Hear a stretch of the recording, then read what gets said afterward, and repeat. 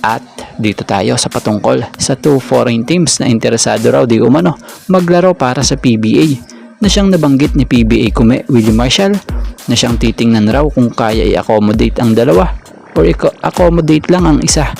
Pero para nga kay Kume, sana nga raw mapagbigyan sila pareho. So sa ngayon napalaisipan nito para sa atin kung ano at sinong 2 foreign team ito na gustong maglaro para sa PBA. At nito lang ang mga guest team dito sa PBA gaya ng Bay Area Dragons na siyang tumapos bilang runners-up sa 2022-23 PBA Commissioner's Cup at Hong Kong Eastern na siyang umabot sa quarterfinals nito lang 2024-25 PBA Commissioner's Cup sa 49th season. At dito tayo sa kampo ng Rain or Shine Elasto Painters. Problema ito ngayon para sa Rain or Shine, ang height nila, at inamin nga rin yan nila na maliit nga raw sila, at isang problema yun dahil sa pagkawala ni Bo Belga and Kit Dato na may kanya-kanyang iniindang masasamang nararamdaman, especially yung big man na si Kit Dato na nagkaroon ng strain calf.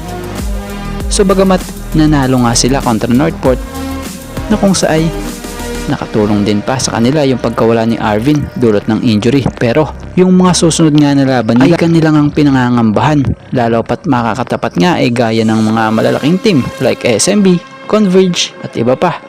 So totoo naman yun, mahirap talaga kung kulang ka sa tima ng big man.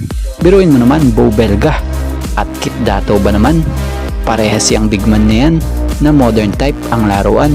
Isa pa, sanay na sanay ang mga yan sa pisikalan. So malaking kawalan talaga kung patuloy na hindi makakapaglaro si Bo and Kit. At dito tayo, batay sa mga nababasa nating balita ngayon, number 1 ngayon si RJ Abarientos sa SPS Rookie of the Year at pangalawa naman itong si Cedric Bearfield. Matatandaan namang nakadalawang finals na si RJ habang si Cedric Bearfield naman hindi nakapag-finals at matagal ding hindi nakapaglaro sa kakatapos lang na PBA Commissioner's Cup. Matatanda ang huling nag-Rookie of the Year o may nag-Rookie of the Year dito sa Ginebra noon pang 2014, si Greg Slaughter pa nga nun. Kaya naman ang tanong ngayon, si RJ Abarientos na kaya ang susunod? Yan ang aabangan natin.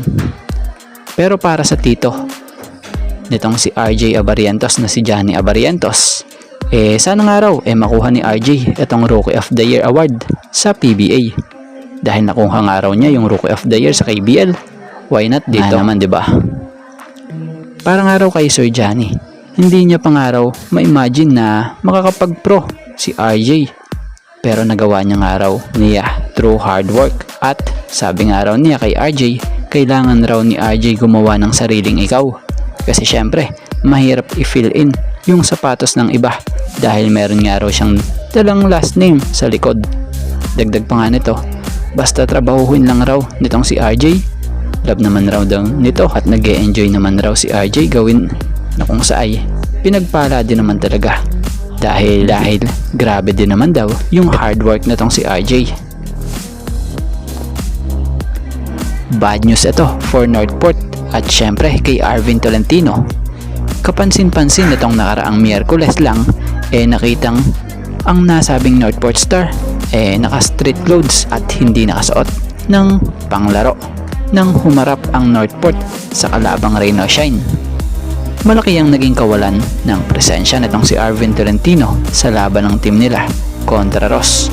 Bukod doon, nauwi pa sa pagkatalo ang Northport. So si Arvin Tolentino nga batay sa report nakapaglaro pa nga raw ito noong last Sunday against Terra Firma na kung saan gumawa pa ito ng halos triple-double sa game na kumamada ng 19 points, 12 rebounds with 8 assists na kung saan nakuha pa nga nila ang panalo sa score na 97-75. At pagdating ng Monday nakapag-ensayo pa nga raw ito na kung saan dito naramdaman yung pananakit. At pagdating ng Tuesday, he already sat out the team practice. At ayun na, pagdating ng Wednesday, nabalita na hindi ito makapaglalaro kontra Ross dahil sa right hip flexor. At batay pa sa report walang nabanggit kung kailan ba ito makababalik sa paglalaro para sa Northport. At bago nga ang lahat, baka naman po pwedeng makahingi ng isang subscription para sa ating channel or pakifollow na rin po kung nagustuhan nyo ang ating mga basketball update. At kung ito na may makakabigat para sa inyo, kahit isang like and share na lamang po. Maraming salamat po.